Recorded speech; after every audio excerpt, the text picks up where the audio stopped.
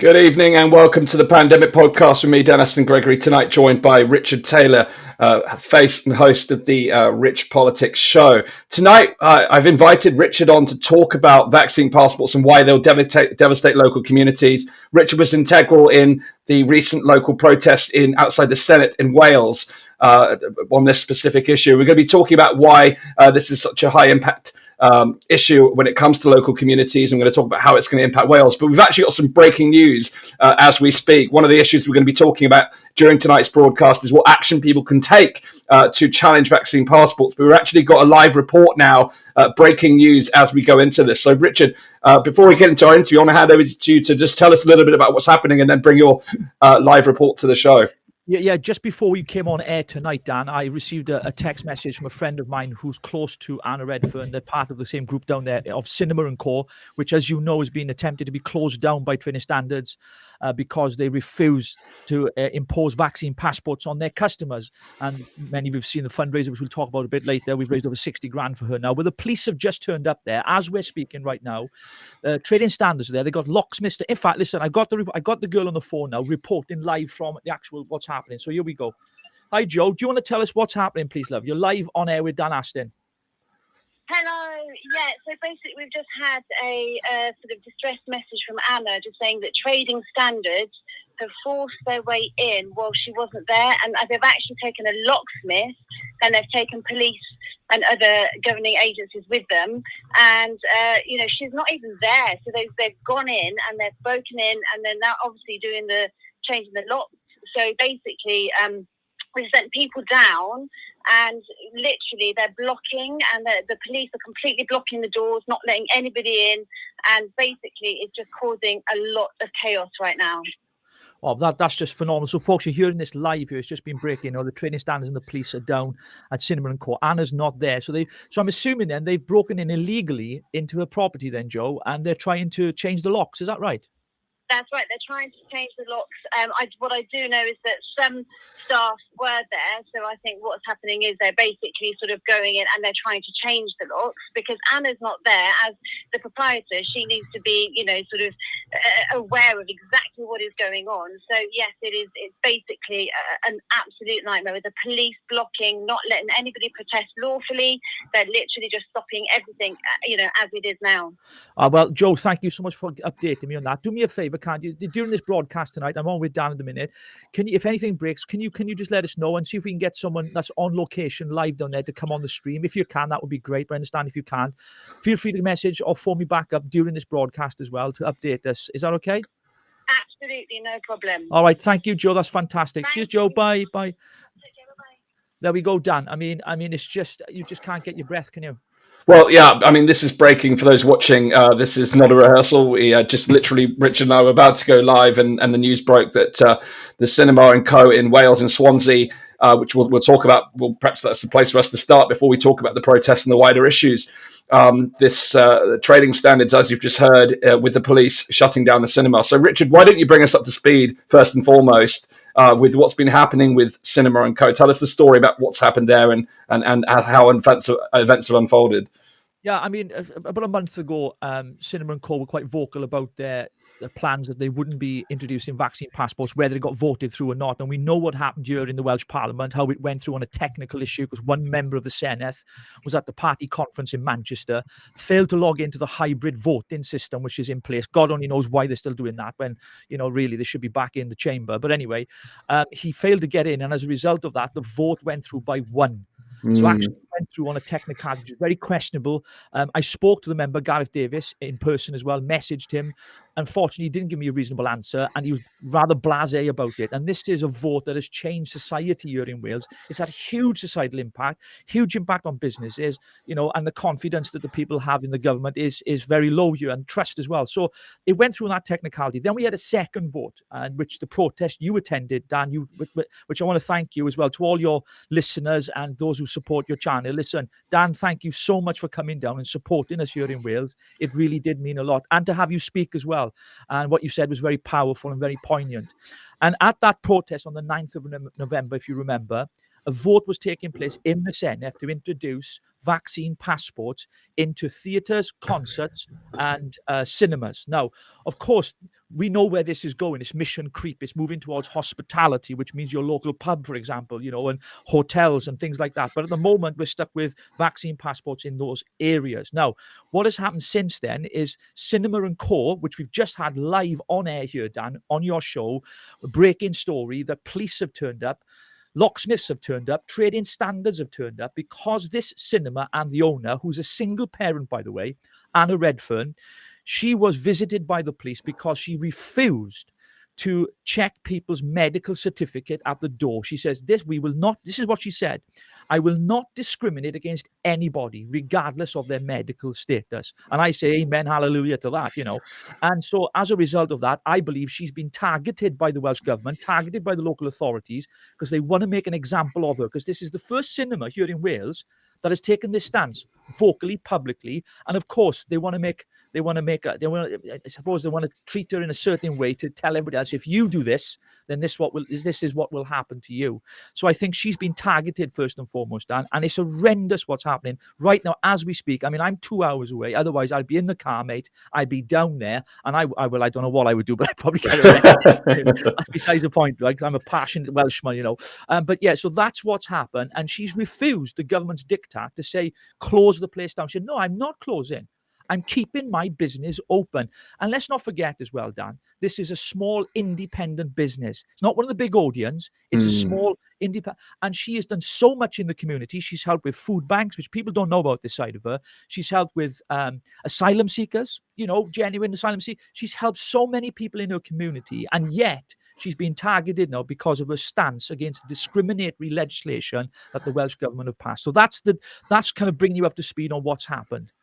Well, so let's take it back stop, because this isn't their first visit from trading standards, is it? Where did it begin? Because when they first made the stance very openly, and I think you're absolutely right, it comes across like a warning shot from the government and the forces saying, look, if you try and evade our policy, this is how it's going to go down.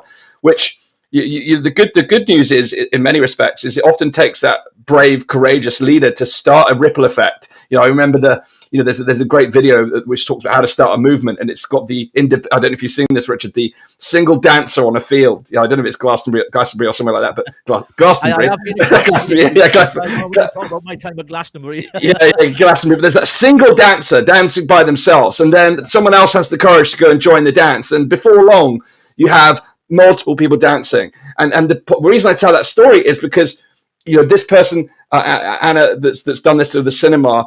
The government have pushed back, the police are pushing back, but hopefully, actually, it will have the reverse effect, and the other businesses will take courage from that willingness to take a strong stance like that. But tell us a little bit where it began, because obviously the word got out that they were not going to comply with vaccine passports. A hugely courageous and highly commended move, but they're immediately shut down again.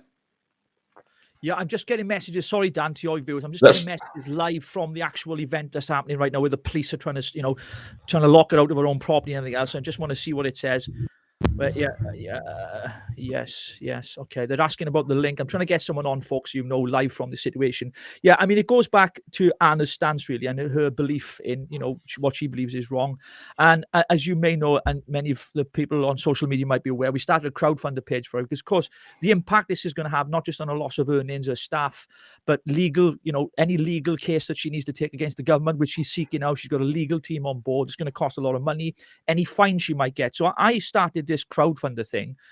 In fact, I was in bed. It was late at night. I was sitting in bed. And then all of a sudden, I seen this stuff on social media. Cinema's being shut down by the police, or trading standards at the time. And so I set up a crowdfunder page, and I put £5,000 now. I thought that's a modest amount for 1 month's loss of salary or wages, whatever it might be. And within an hour, the crowdfunder page went to £10,000. Within 2 hours, £20,000. Within 3 hours, £40,000.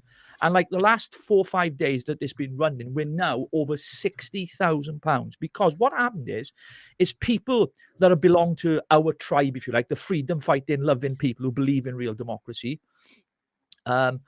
We've got someone on the line now. We've got no video yet. Okay. That's no problem. So basically, we got together across social media, including yourself, Dan, because you shared this as well. So many people shared, and this is the power of social media. If it's used rightly, we can fight back against the establishment. We can say, no, we're not taking this crap off you. And then we went and raised that. Now, that means she doesn't need to worry about money, even though she's trying to stay open, because she's refusing to listen to the government's legislation, which she's a hero in my eyes. She really is. And I've been contacted, and as a result of that, Dan, by many other businesses as well.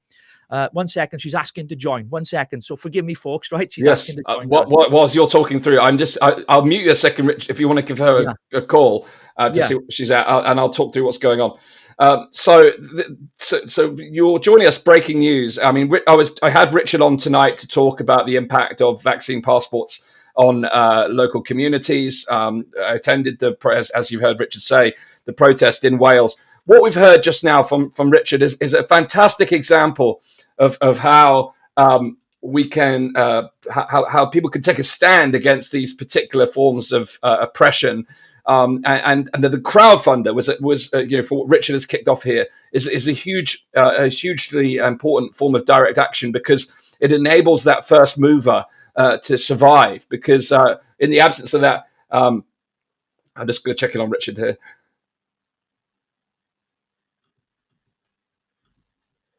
Dan Astin-Gregory.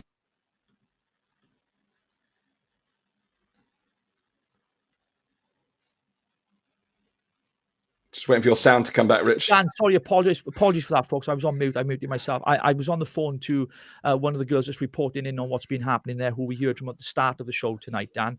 And she's trying to get someone that is actually there to get the link. So just keep an eye on your live broadcast tonight. So hopefully we'll get some live coverage, hopefully anyway, of what's going on down there. Yeah, so I think going back to what we're talking about here, it's all to do with the wider issue of these vaccine passports. Clearly, the government, certainly here in Wales, have said, we're using them to stop the spread of the virus. I mean, there is no data whatsoever. I haven't found a single shred of information that shows me that this in any way stops the spread of the virus. It's pure and absolute nonsense. And it's abhorrent. In fact, this week, I think it was the iBusiness News reported that cinemas had seen a huge decline in footfall since the introduction of vaccine passports. So they're not only affecting people's civil liberties, but social liberties, but more so, they will have a direct impact on businesses. I'll give you an example. At the protest that you came to on the 9th of November, we had Matt Connolly there. He's the owner of a chain of restaurants called Sticky Fingers. And he's estimated it would cost his business £10,000 a month. £10,000 a month just to be able to enforce police and staff vaccine passports, which, by the way, offer no protection whatsoever for anything. And so, this is about this digital ID. They want to know who you are, where you're going, what you're doing. And now the governments want to tell us what to do, what we should eat, where we should go. I mean, thank God there are voices like yours, Dan, and others out there that are saying, no, we're not taking this anymore. This is wrong. You know what I mean? So that's where we're at with vaccine passports, and that's what's going on at the moment. Well, absolutely. I saw a fantastic tweet earlier today which said, do you support vaccine passports knowing that they discriminate against healthy people and permit entrance even to ill and carriers of the virus as long as they have accepted the vaccine? Because attending places where one is required is implicitly accepting that they're okay. And that's absolutely right. To your point, the evidence, it shows that there is minimal, if any, reduction in transmission. In fact, there's some evidence to suggest the transmission is even greater within the vaccinated population. So clearly, this is not about reducing risk. As you said, this is the gateway drug, so to speak, to wider social control through these types of digital means. Yeah, I think as well to remember, Dan, we've looked in horror at what's happening in places like Austria, Germany now, mandating vaccines. And more importantly, when you look at what's been happening in Australia, quarantine camps, segregation, two-tiered society, the vaxxed and the other. I mean, it really is quite frightening what we're seeing happening here. And if we don't speak up, if we are silent, nothing changes, because evil prospers when good men say nothing, to quote an old phrase. And I think it's imperative that as many of us across Facebook, YouTube, I know they might shut us down, but listen, we've got to keep speaking out while we can, because we are the real opposition. There is no political opposition in Westminster on them green benches. There isn't. They're non-existent, as many of you will know. And so we've got to keep fighting on behalf of the little people, and that's us, and it makes a difference. And I think What we're seeing happening in Australia might shock us and we might think it's horrific, but this is where I'm concerned. I'm concerned that people in the UK are fearful, and they're not fearful enough because they think it won't happen here. Well, if you remember, it was 3 weeks to flatten the curve, and the vaccine was for adults only. Look how far we have moved from that right now. This mission creep, and it's not conspiracy, it's factual. We have moved so far from the origins of this, and we've been taken down a rabbit hole where people are afraid to question the government's narrative because it's an official source. But I can tell you now, I have no trust at all in any government official right now because I know what they're doing. Most of them, not all of them, have shares in some of these big pharma companies. Let's not forget, it's all public record as well. And what we're seeing is nothing but control. The Boris regime, I'm sorry, it's not the Boris regime that I and many people voted for, which I did in 2019. We're seeing things change at a rapid pace. So when people say it's horrific what's happening in Australia, mark my words, it's coming to our shores. Okay, this is just the start of it. Northern Ireland, Scotland and Wales now have vaccine passports. Boris knows that it's very difficult for him to go through plan B on that and try to introduce that. But we're heading towards that. The travel of the direction of travel, Dan, if you like, is towards that. And we need to wake up. People need to be emailing their MPs, even if they never answer them. Get their inbox full of constituents, because that's how we do this in a democracy. You've got to contact your MP. It's the only way to do it. Here's a tip. Phone them after 6 o'clock because they're not in the office, but there's an answer machine on, and leave a message on there for them and let them know what you think, or her what you think. Bombard their inbox. That's what we've got to do. Really good point. We have to use these kind of guerrilla tactics to be heard because it's so important. And you make some really important points. Let's take Austria, for example. You mentioned Austria, one of the first countries to announce not only a lockdown in the first instance before changing their policy to lockdown for everyone, but a lockdown against the unvaccinated, which was quickly followed by other European countries. And again, when you say, it's happening in Australia, but it won't happen here, we're talking about Australia. We're not talking about a developing nation that is currently under an existing dictatorship. We are talking about what was historically seen as a democracy, a free country. But what we're seeing here is a war on Western values in many ways, and certainly a war on individual rights. And one of the hard things, Richard, is that comparisons have been made to previous world events in history. World War II. But they're often slammed for making that comparison. But what we have to look at is the precursors, the steps that move towards that level of devastating tyranny. And we have to look at the similarities here. We are seeing people being discriminated against because of a personal characteristic. They are being, it's like a war on the unvaccinated at this point, but it's beyond that. The shift in definition from fully vaccinated from 2 vaccines to 3 vaccines. In the UK now, that takes the population to fully vaccinated to 23% from 80%. So instantly, those people who thought they were doing their duty, doing their part, doing what they've been instructed almost like a military style fashion to serve your country, have all of a sudden had that pulled from underneath them. And here we are facing vaccine mandates. We're facing vaccine passports, which really, to me, is a huge crush on people's liberties. But to the point, the comparison of events through history, exactly what you said a moment ago. This can be described by some as conspiracy. However, that's the exact tactics that we used in the build-up to the great atrocities that have gone before us. And it's so important that we break through that bystander effect, because I always look to history to find out what can we learn to actually help prevent some of these things. And the bystander effect, those who stood silently and did nothing, are effectively silent enablers of this type of tyranny. So we have to find a way to break through. Yeah, absolutely. I mean, we do have, let's not forget, Dan, we do have a few MPs currently in the government, in Westminster, in the Conservative Party, who are opposed to some of these measures. And we've got to hold on to that. Now, we've been meeting with them with the Together Declaration, which I know you know about, Alan Miller and the guys. I'm one of the ambassadors for them here in Wales. And I think we've got 150,000 signatures on that now.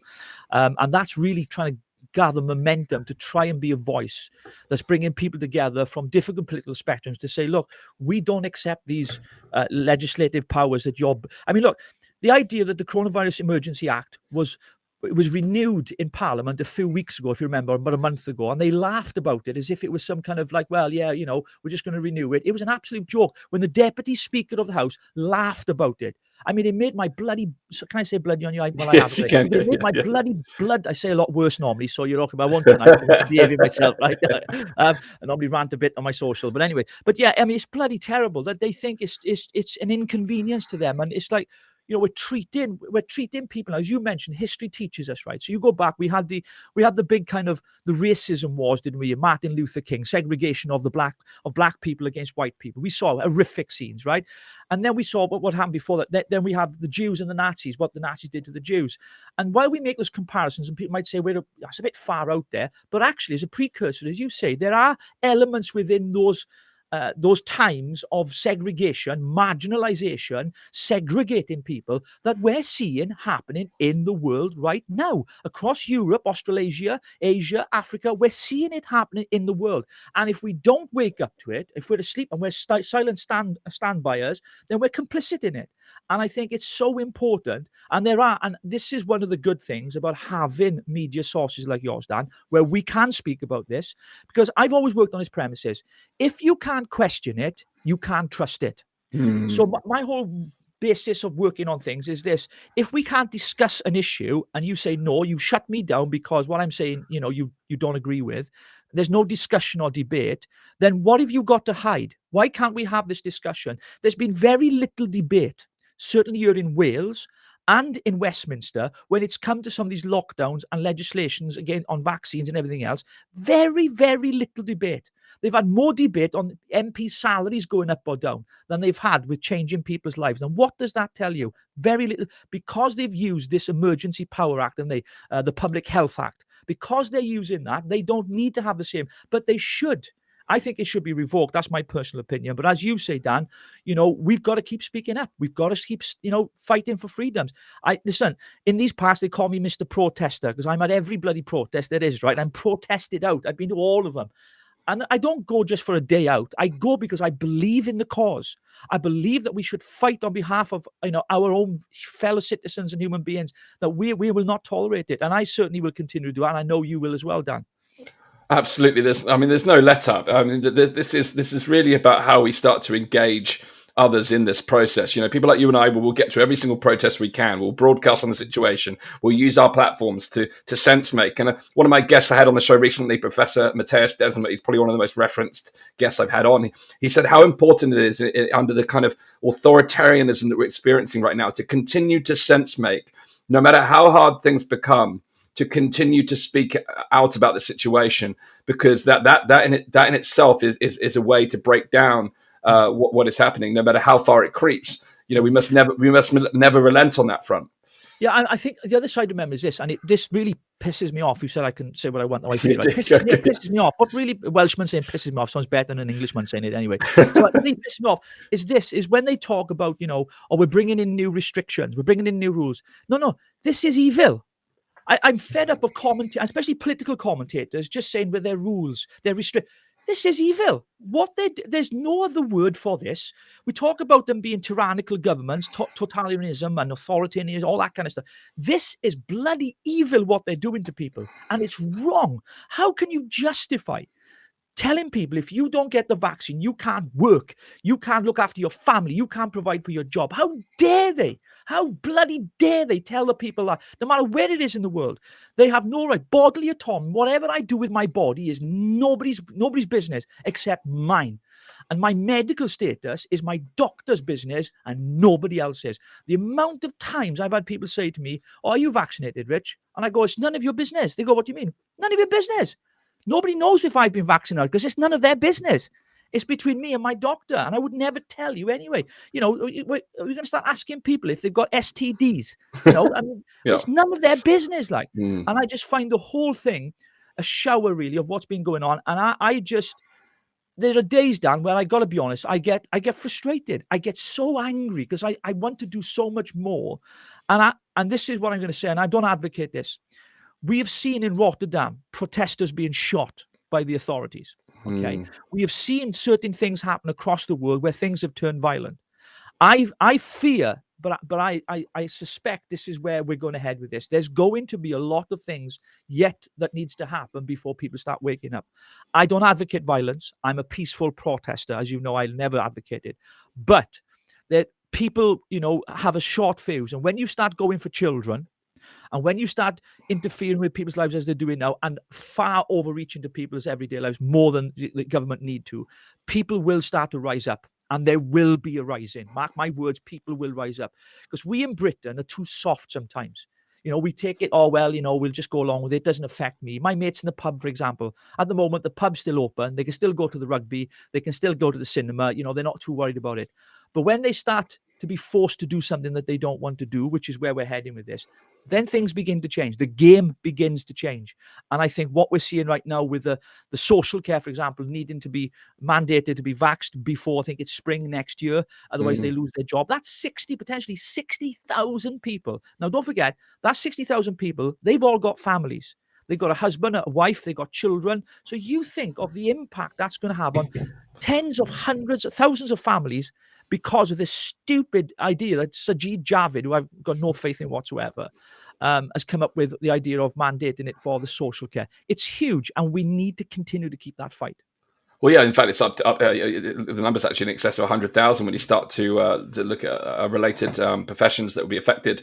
We've had clap for the NHS heroes throughout, protect our NHS, protect the NHS, and here we are about to decimate it through this policy. Because the reality is this has already happened in different countries. I mean, I saw a tweet from one of the doctors in the hospitals in America just this week saying that they had to lay off 70-odd consultants, and then by the end of the next week, the hospital has to shut down because they couldn't run it without the people. It's just ludicrous. How is that protecting anyone?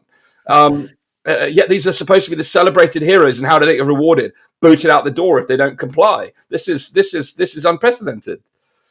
Yeah, absolutely. And I think, we've gone from this idea of, let's protect the NHS. Remember, the NHS was there to protect us. I mean, we've seen it here in Wales. In Wales, we had to date, around 6,300 and something deaths from COVID, or with COVID, I should say, with COVID, okay, since the pandemic began. And out of those 6,300, whatever it is, 2,000 of those caught it and died of it in hospital.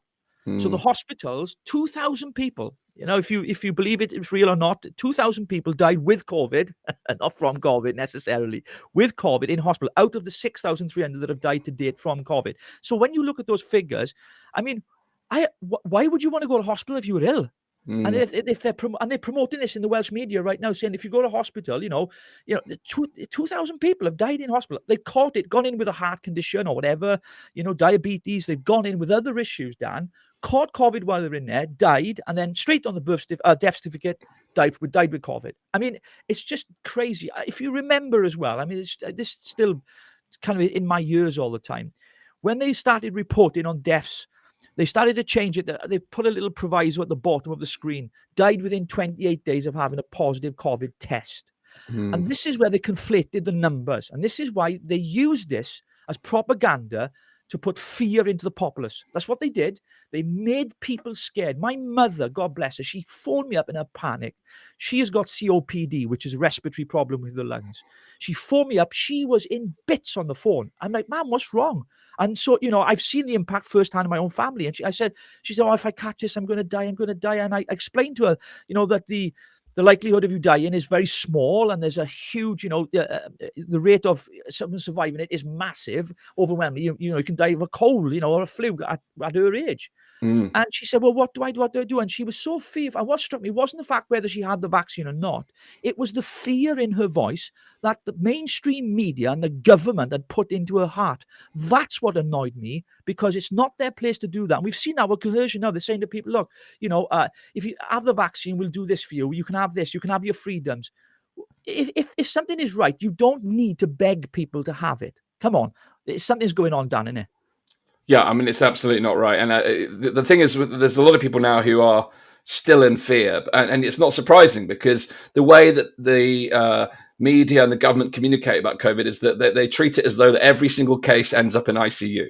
It couldn't be further from the truth. And, we've we've been exposed to this daily stock tick of cases since, for nearly 2 years now. So we know that there's been lots and lots of cases of this illness. So, surely you'd start thinking about your friends, family, your neighbors. You'd expect that all of them are in hospital, have been to hospital with this thing since the beginning. It's clearly not the case.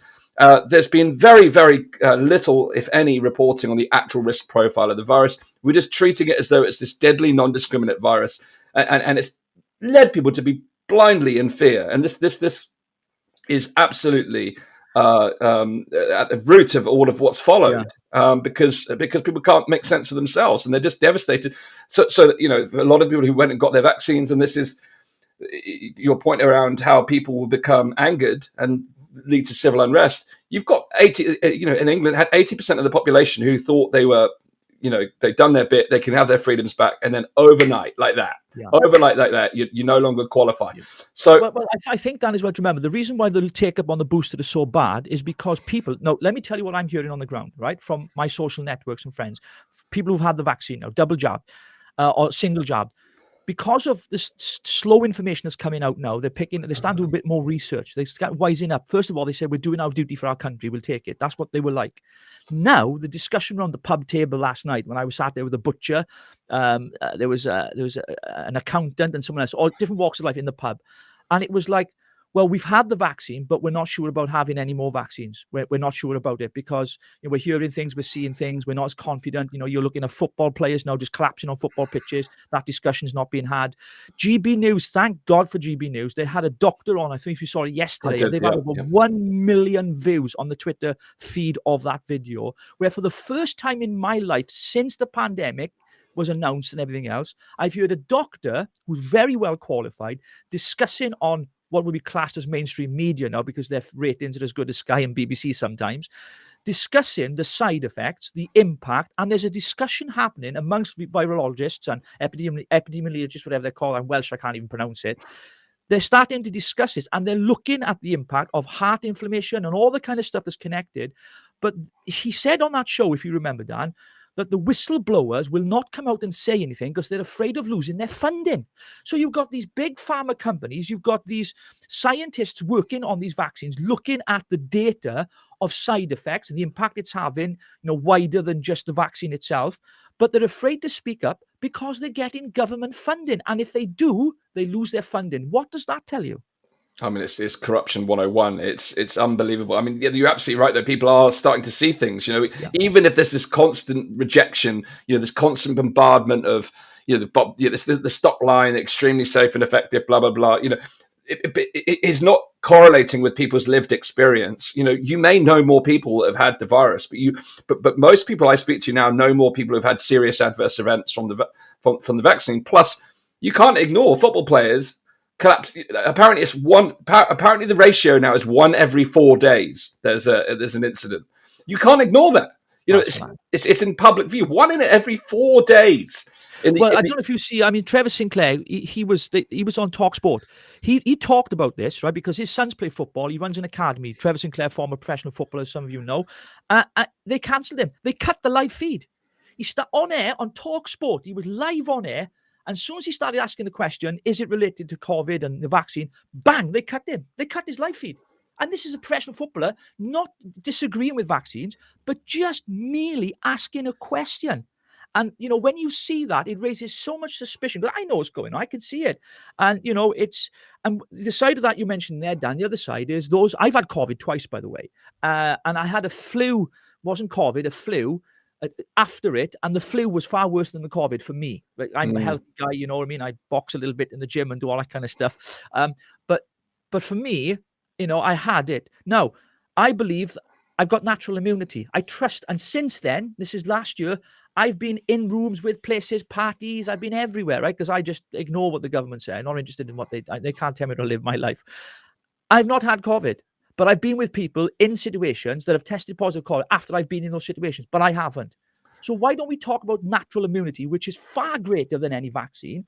But yet again, as you know, Dan, the government don't want to talk about that mainstream media don't want to talk about that because they seem to be pushed down this funnel of thinking that everybody has to comply. It's this compliance. And the way we get around this is my personal take. Sorry for talking so much, Dan. I'm a Welshman, as passionate, right? Is we do not consent. As the more we consent and the more we comply, the more they will do, the more they will take from us. And that is what people individually, we need to start doing in our communities, in our homes. We say, no, we will not consent and we will not comply. They can legislate for what they want, but if enough people rise up, then I'm sure they'll start to listen to us. Well, you're absolutely right. I think, step one is non-compliance. And if you want to silently non-comply in your own way, fantastic. That's step one. Step two is having the courage to tell others that you're not complying, because then you start to create a ripple effect. Because my experience tells me that there's lots of people who probably think very similarly to you, but they haven't had the permission to have the conversation about it. It's one of these things that people are nervous to talk about. It's very contentious because of the boiler, this kind of pressure cooker type environment that's been created. But if you can find the courage to talk to others about what you're experiencing here, that's how we start to break down that bystander effect, because people need to feel encouraged by the people around them to have a voice. It takes the brave people like Anna from the Cinema & Co. that we started talking about here today, which we'll come back to in a moment if there's any more updates on that. But it's those courageous individuals who start to create a ripple effect amongst others. But non-compliance is ultimately absolutely the way out of this, because it removes the power from the oppressor. Essentially, the government have no power when the public don't comply. Yeah, I'm just getting some text messages. So I'm trying to get the girl just reported at the start of the show to come back on, because some of your listeners might have jumped on a little bit later in the conversation on Facebook and YouTube, whatever they're watching. By the way, don't forget to subscribe to this man's channel. It's brilliant, okay? And follow him on Facebook as well. I'm just trying to see if she's going to jump on, Dan. So yeah, going back to the Cinema & Co. I mean, what's happened, so we can remind your listeners and viewers tonight. Police have turned up there. Trading standards have turned up. The owner, Anna Redfern, who's a single parent, this independent business, refused to accept vaccine passports for her customers because she doesn't believe in discrimination.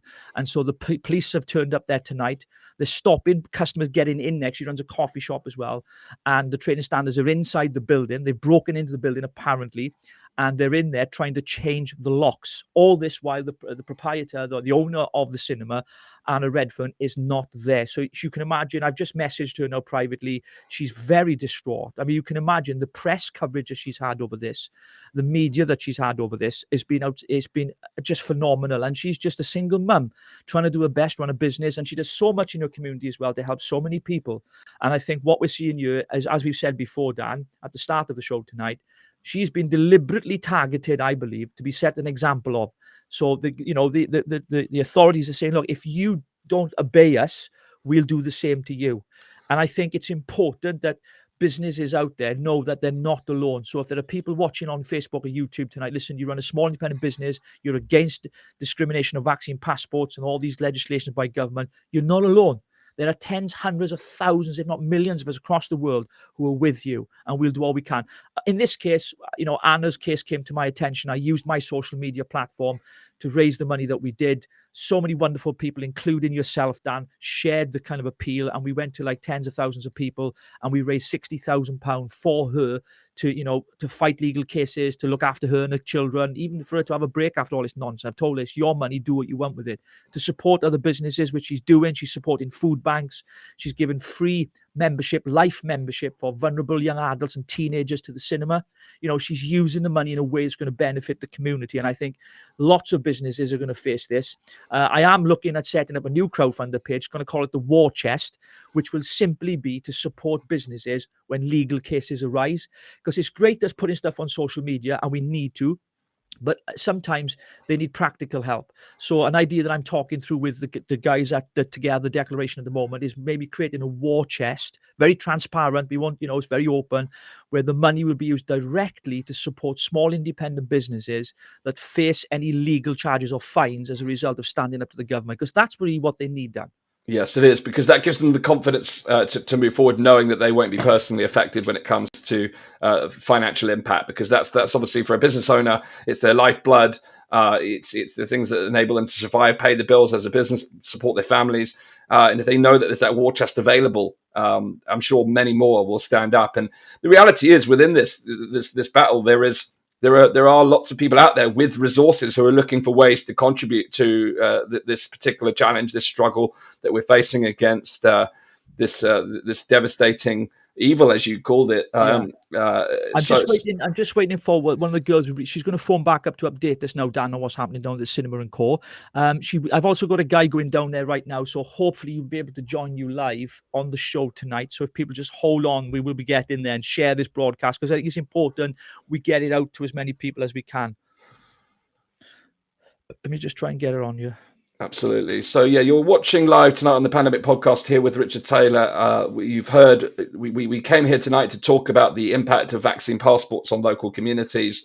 And here we have a real example live. Just before we went air, breaking news, trading standards forcing the cinema to close. Okay, so we got Joe going to give us an update now. We're just live on air, Joe. Do you want to give us an update on what's happening down there at Cinema and Co in Swansea? Okay, so basically it's pretty much the same, I'm afraid. It's the police are still there. They're still blocking and not allowing people to kind of protest legally, and they are sort of stopping anybody going in and anybody coming out, with the locksmiths there as well, who are actually wanting to change the locks. We actually have some people going down there now to support, and we're asking if anybody is local, could they go down and support? And what we're going to do is hopefully get some live footage, and then hopefully you can tap into that, which would be exactly what people need to see, how they're being treated, and how Anna, who is not there when they actually arrived, is being targeted. Yeah, thank you, Joe. Dan, do you want to ask Joe any questions? Because I'm on Dan's broadcast, actually. We've got loads of people watching as well, Joe. So we are live on Facebook and on YouTube. Dan, have you got a question for Joe? Well, I suppose what's been the kind of reaction of the public witnessing this happening? Is there people standing to support there? What's been the kind of overall sense in the community? Did you get that, Joe? Yeah, I think so. But basically, everybody that can be there is going down and trying to support Anna.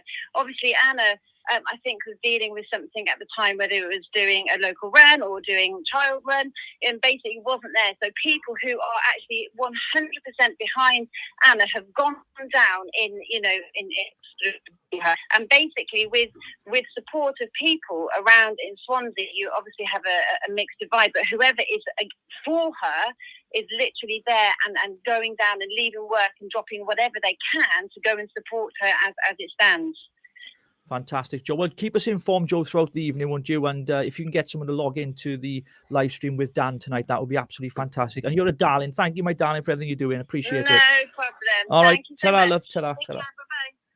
So there we go, Dan. Also, there you are. We came on tonight to talk about the impact of vaccine passports on local communities, local businesses. You're hearing firsthand of the impact. See, this business shut down for refusing Cinema and Co in Swansea. If you're in the area, I strongly encourage you to get down there tonight and go and show your support.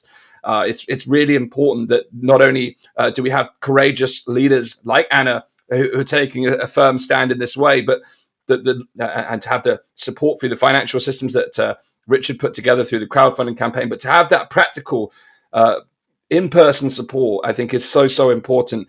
And it's just we need to surround those people who are brave enough to challenge this with our support in different ways that we can. Yeah. I think, Dan, as well, to remember, I think you know about this. Black Lives Matter in Swansea really came out and tried to attack Anna last week. They were setting up a counter protest to what she was doing, which had no relation to vaccine passports whatsoever. But they always try and find something to get their teeth into, don't they? And they really give her a hard time. They're very aggressive on social media, calling her a racist. Making all kinds of false accusations against her, which is their normal kind of USP. And I think, this woman, remember, is a single mum running a small independent business.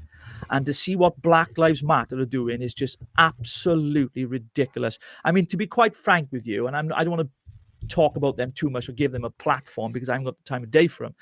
There's only 12 or about 20 of them in Swansea. I mean, this is Swansea in West Wales, right? I mean, it's tiny, right, in the sense of that representation.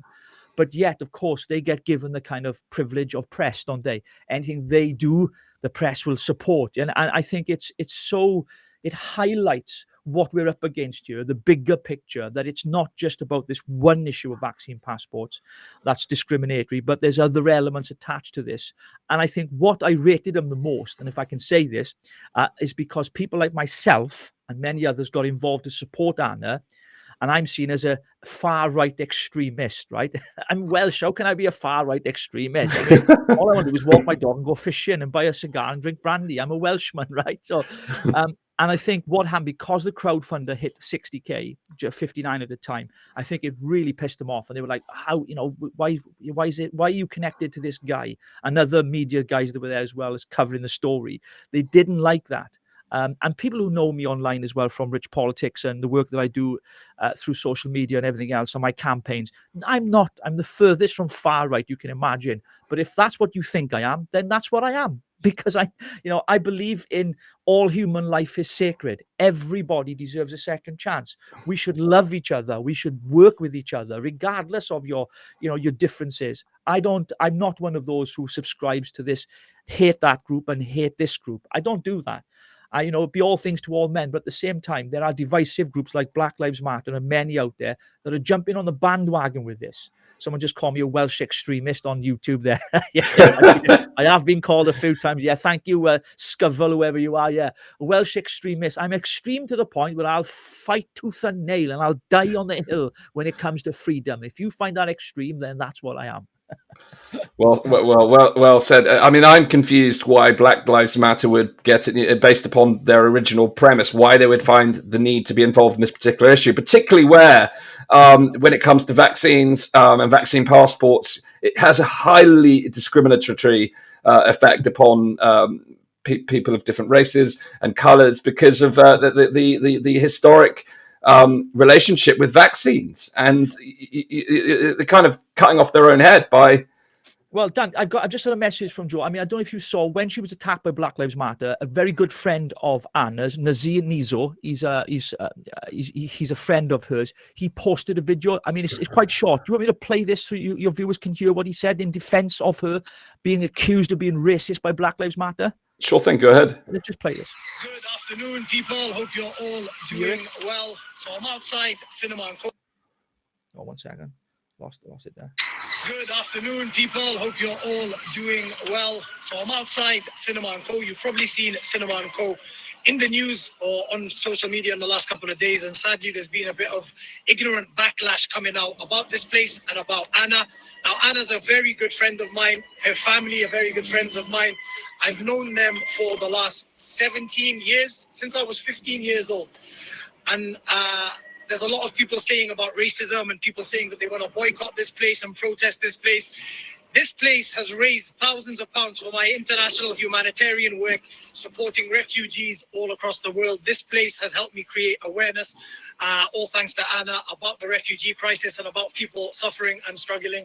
Anna is a good friend of mine, and anybody trying to claim that she's racist or she supports racism or she supports fascist groups, you need to get your facts right. Really need to get your facts right. Understand what you're saying before you say it.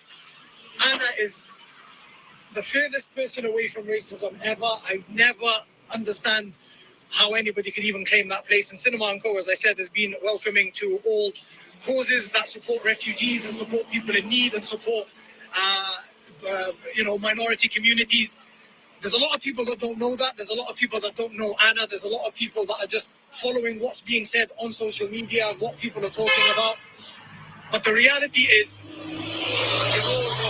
and it's unfair and it's immoral for anybody to come out and post that Cinema & Co support far-right fascists. Now, there we go. So Dan, is a flavour that an Asian friend of hers, I reposted on Twitter the other day. I mean, coming out in support. So, as I said to you at the start of the show, she does amazing work in the community. So for Black Lives Matter, I mean, it's made them look really stupid, really, because there's no evidence, there's no basis for this, and they're just using it. So, enough of them, concentrating on what's happening now. I'm hoping to get another report in. We're trying to get someone in live. I don't know if they're going to come in. So we're trying to fill the space and time up and just say thank you for having me on tonight, Dan. I really appreciate it. And it's great to be on with some in live breaks as well. Well, Richard, let's just take the opportunity to talk a little bit more about the impact of these vaccine passports in communities. We've seen a real impact here with this particular policy on Cinema & Co in terms of the way they've been affected for taking a stand, but more broadly with the Welsh economy, and let's focus on Wales for a minute, given that's where you're based and where you're from. What do you perceive the long-term impact of if vaccine passports continue to be used inside of Wales? What impact will it have on small businesses, independents, even the large businesses? How will it impact the economy and local communities? Well, I think it will have a huge, significant impact into small businesses, independents, and there's lots of those, because don't forget, Wales is very rural.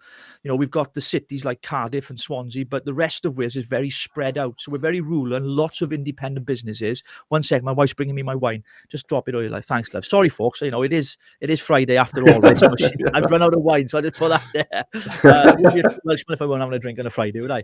I think the impact on small businesses is going to be huge. I mean, I've spoken to the hospitality industry, a friend of mine that works within the nighttime industry here in Wales, and they're fearful of it moving and creeping towards the hospitality, because we already have it in nightclubs, don't forget, with certain places after certain times, and now we have it in cinemas, concerts and theatres, where of course you have to present that.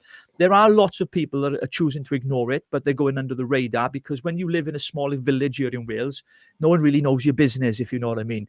You run a small little market shop, or a retail, or a hair beauty salon. They get away with it. Obviously, they're not. It's not a requirement because they don't feel it's necessary. Should it be the case? But I think the biggest impact is going to be on some of the bigger businesses and the independents in some of our city centres here in Wales, and some of the bigger towns like Cwmbran and places like Abergavenny, where I live. I live near the Brecon Beacons. I'm very fortunate, very blessed to live here. I think there's going to be a huge impact, because the staff cost that this is going to occur as well is, for example, if it happens in a hospitality setting, of course, you have to provide door members, staff members. You're going to have security, because people will, and you've seen it here in Wales. This is what they've not been reported. I've witnessed it in Cardiff myself. After people have gone to a pub on an evening out, they go to a nightclub, so 1 o'clock. They're normally steaming drunk by the time they get to a nightclub, and their battery is normally dead on their phone. So when they get to a nightclub and it's pouring down with rain, and he said something else then, pouring down with rain, they're trying to get into a nightclub because we're in winter right now, and they get told you can't come in because you haven't got a QR code. Mark my words, and I've seen it already. It's not been reported on. People are kicking off. It's going to cause, and it's not fair to the doorman. It's not fair to those who are staffing it, who are policing it. It shouldn't be their job. Now, at the protest that you came to on the 9th of November, there was a police officer there. He'd remain nameless, and his number as well. Anonymous, because I'd like to keep it that way, Dan. I spoke with him because he listened very carefully to what we were saying at the event, and he came to the Packet Hotel afterwards, the after event that we had a few beers with him. And he said to me, Rich, from a policing perspective, this is impossible for us to police. So even the police force themselves know that these measures that the Welsh government are putting into place into businesses in Wales, they can't police it. So is it going to be a case where the taxpayer is now going to pay for a new role, as they've done with test and trace? They're going to employ more people, COVID marshals, or whatever you want to call them, to be visiting these establishments in rural places in Wales. Well, let's be honest, they rely on a handful of people in that village to keep going. There's local shops and stores and whatever industries they're in. If that happens, then of course we'll see the collapse of these small independent stores in Wales. They will not be able to survive. I mentioned to start the show earlier that Matt Conley runs a string of restaurants here in Cardiff. £10,000 a month it would cost him a month. That's £120,000 a year just to staff and police the whole idea of looking at people's vaccine passports before coming into his premises. It's not workable, it's not manageable, and there's no evidential basis for it. Well, if you think about the numbers now, actually, when I last broadcast on this, I talked about the fact that there was at the time around 20% of the population in England that hadn't been vaccinated, which represents millions of people. And I said, even if that goes down to 10%, we're still looking at, several million individuals. And I asked a number of business owners if their business went down by just 10%, after everything we've been through in the last 2 years, would you be able to survive? And they ultimately said no. Every business owner said a 10% drop after everything we've been through, we wouldn't survive. And you look at it, and New York were one of the first to stringently impose vaccine passports. Revenues dropped by 60 to 70% in some industries. And now looking at the new criteria, with fully vaccinated being three shots, Well, I was going to say, if you no, you're not classed as vaccinated after you've had the vaccine. Yes, that's insane. Yeah. I don't get it. Like you're unvaccinated even though you've been double jabbed. Yeah, absolutely. But that now means that only 23% of the population have been vaccinated according to that definition, which means if that doesn't go up, that means that 75% of the population are going to get computer says no whenever they enter these establishments. 75% of the population. Now, of course, with all the coercion that we're going through right now, it's highly likely that number will shrink. But in principle, we're still looking at multiple millions of people. And this is just England, and I'm sure the same in Wales. But when you expand that around the world, we're going to see the erosion of small business, mid-sized business, and even large businesses that won't go. I mean, the travel sector, the EU is talking about ending. There's a proposal that was released this week that said that you won't be able to travel across Europe if you're unvaccinated unless you've been infected within the past 180 days. That's millions and millions and millions and millions of people, because people aren't going to change their mind. They're even less likely to take the vaccine the more stories that are coming out into the press, like the sports people collapsing on the pitch. So the travel industry will collapse. That'll have a huge impact on tourism. The knock-on effect is unbelievable. So at the macro level, national level, and the local level, this is just going to be absolutely devastating. But I think it'd be interesting your take on this, Richard, because over the last 2 years, talking about the economy within a health pandemic is being demonized. But we live in a world where the economy is like the beating heart of society. Yeah, absolutely. Well, the economy is always related to health, isn't it? They both work hand in glove. You can't. They do, exactly. Yes. And, because if you have an unhealthy population, you need the economy to pay for their healthcare. So, I mean, the whole thing collapses. The whole kind of system collapses. And there's been talk that maybe that this is what they want. They want to collapse globally so they can reset everything. Now, I'm not saying I believe in, the global reset. People do. I've not really looked into it enough, but I certainly think what we're seeing is institutions now exercising power way beyond what they should be. And there's obviously something behind it. I think to actually break down the economy in the way that they're doing, and, because don't forget, they spent millions of pounds furlough people that couldn't work, and they can't go down that road again because we're in debt now, a huge amount of debt. But to levy that economical, fiscal downsize, if you like, in saying that, we've got to recover the economy, we've got to level back up. Boris Johnson's favourite word has been, until he had the Damascus Road experience, to the green agenda. He was always talking about levelling up and all that kind of stuff.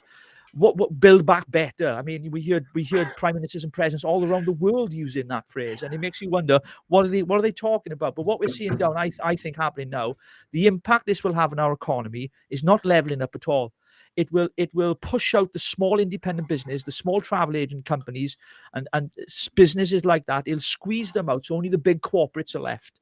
The big taxpayers, the big, money, the ones who are donors to political parties here in the United Kingdom. It gives them a playing field because it pushes all the smaller people out. We see that in the sociological side of things as well, where people like us trying to be a voice from the outside in, and yet you got the establishment, the elite, the big boys.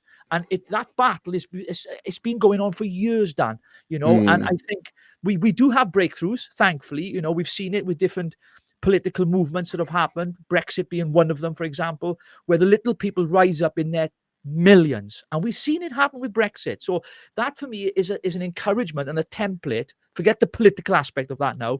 17.4 million people went against what the government thought they would. I mean, that is historical, right? Irrespective of what people think about Brexit, that's phenomenal. So if 17.4 million people can come around one ideological idea about leaving the European Union, away from its regulations, European Court of Justice, all those things, that tells me that the people of this great country can rise again on issues if we really want to. And I just hold on to that hope that, should it come to the government, attacking our socialists as they are now, that people will begin to wake up and we will begin to rise up. That's my hope, Dan.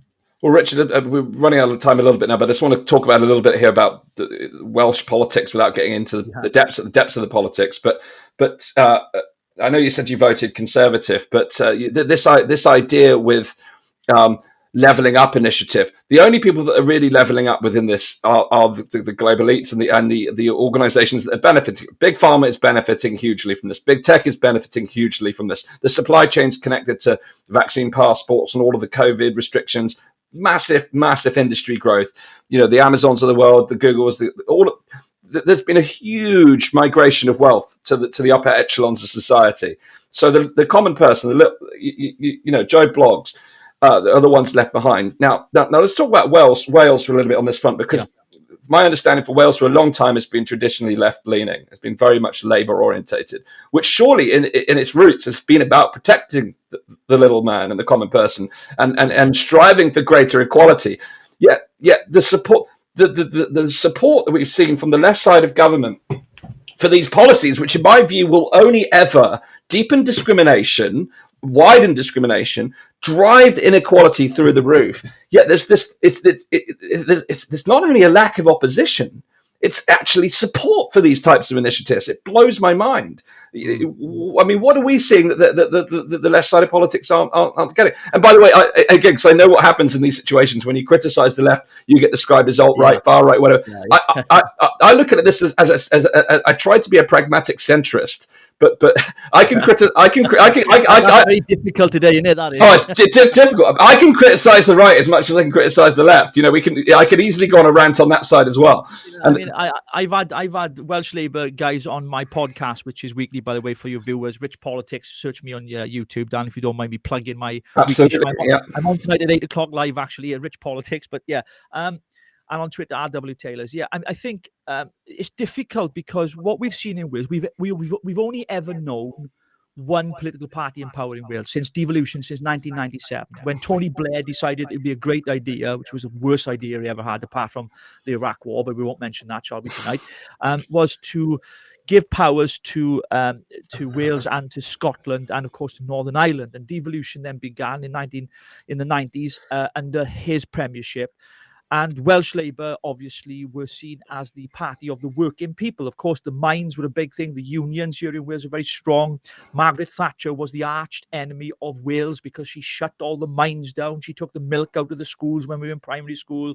She hated Wales. And that kind of narrative is in the culture and DNA of the Welsh people. Very important I say that because we've grown up.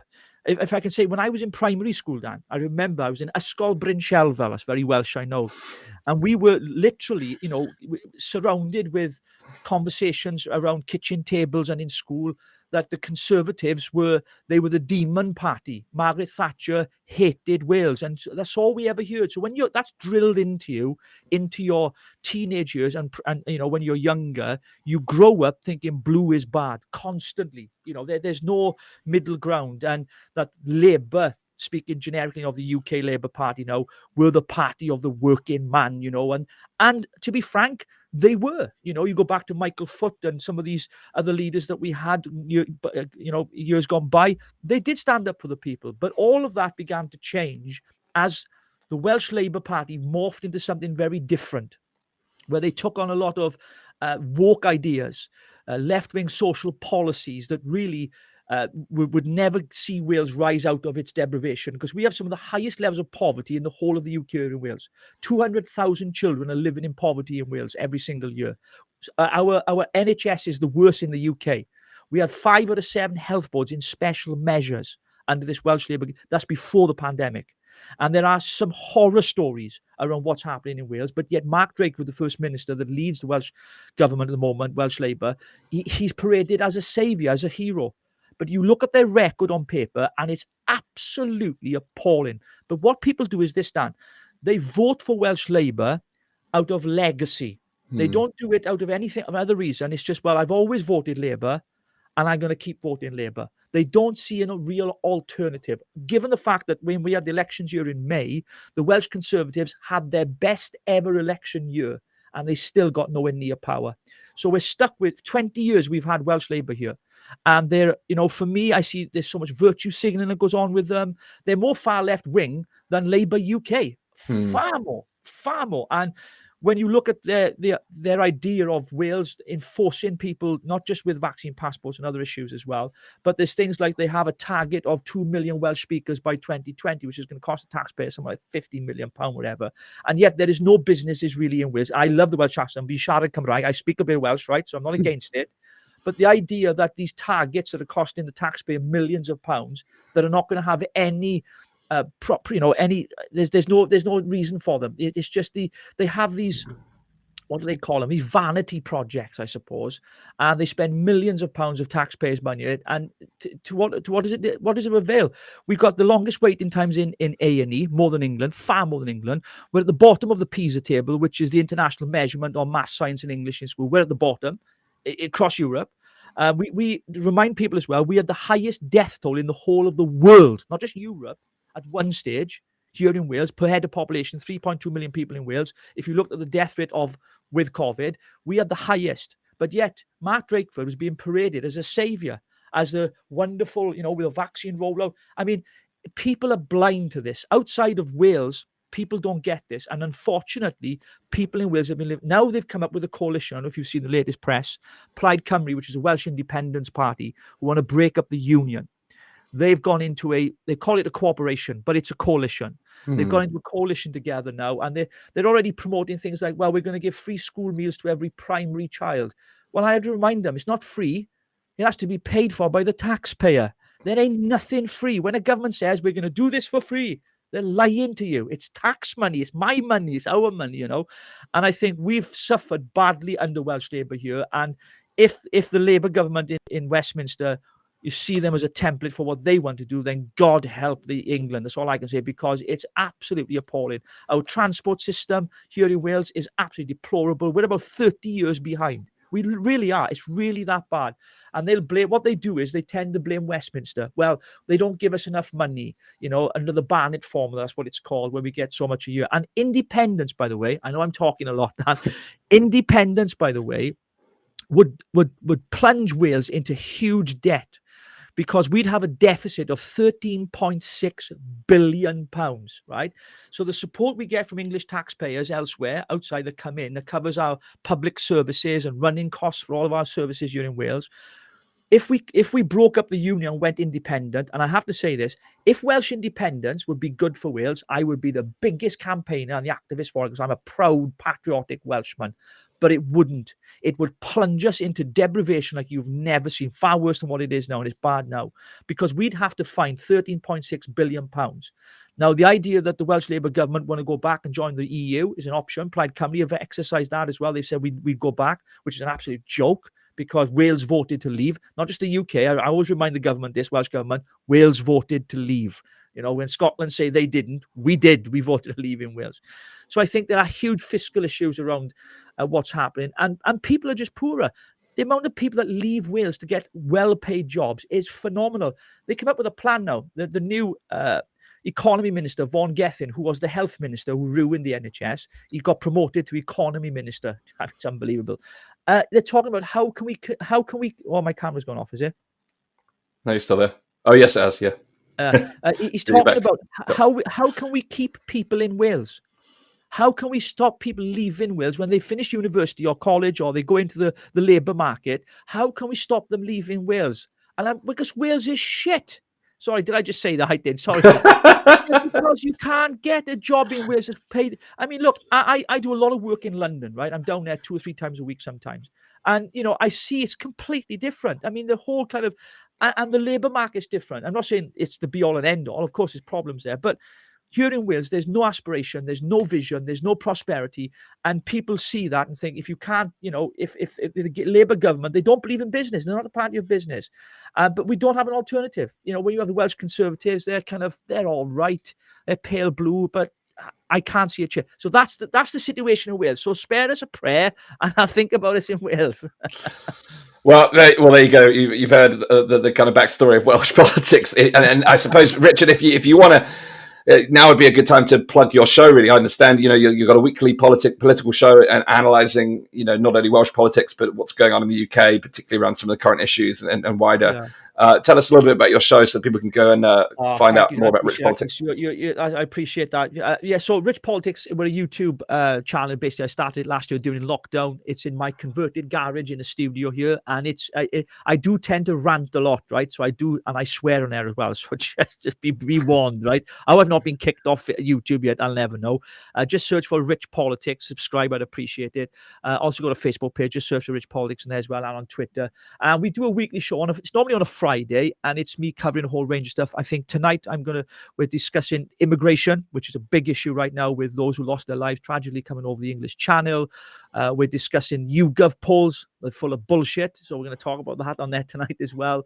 I got a couple of guests coming on. We're going to talk about a conference that's coming up on the 8th of December called Counter Conference. That's been set up by Getter, Jason Miller and the guys there. I'll be discussing that with one of the organizers and so much more. You can come on and comment.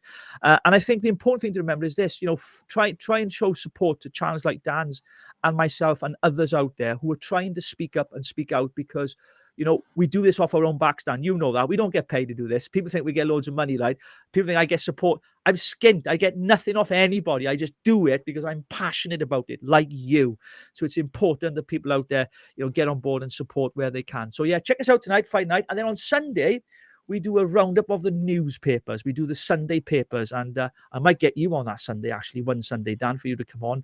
We just grab some headlines from all the main papers, and we go through them, and we just give some commentary on it. And it's very open, very frank, and very honest. It's non-politically correct, I can assure you.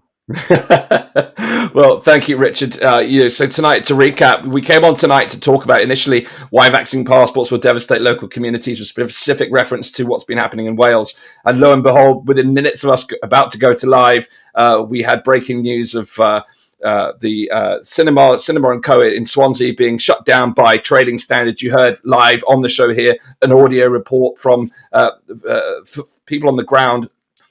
What's happening in Wales? You heard about this the cinema being closed down by trading standards and the police. So you heard that firsthand here tonight. We've also discussed all of the issues that presented from vaccine passports and various other COVID-related policies. You've heard about some of the local situation in Wales. Please do share this episode. This is an hour of power tonight, where I really want to thank Richard for the work that he's doing. He's a tireless protester, tireless broadcaster. The protest in Wales was one of the most memorable that I've been to, actually, Richard, in this entire 2 years. And I've been to a lot now, having never been to a protest in my life prior to this, the last 2 years. Now I'm a serial protester. So yeah, I want to congratulate on the work that you're doing in Wales and wider afield, alongside all of us here as we carry on tackling these mad times that we're facing. So please do check out Richard's show tonight, live at 8 p.m. tonight. Is that right, Richard? 8 p.m. Yeah, just search YouTube, Rich Politics, subscribe, hit the bell, get notifications, and make sure you subscribe to the channel. You're a much better promoter than I am. If you can do the same for the Pandemic Podcast, hit the bell. I don't even know what the bell you're talking about. The notifications. Yeah, a big shout out to all of your watchers tonight. Everyone on Facebook and YouTube. I know I can see messages scrolling down there, Dan.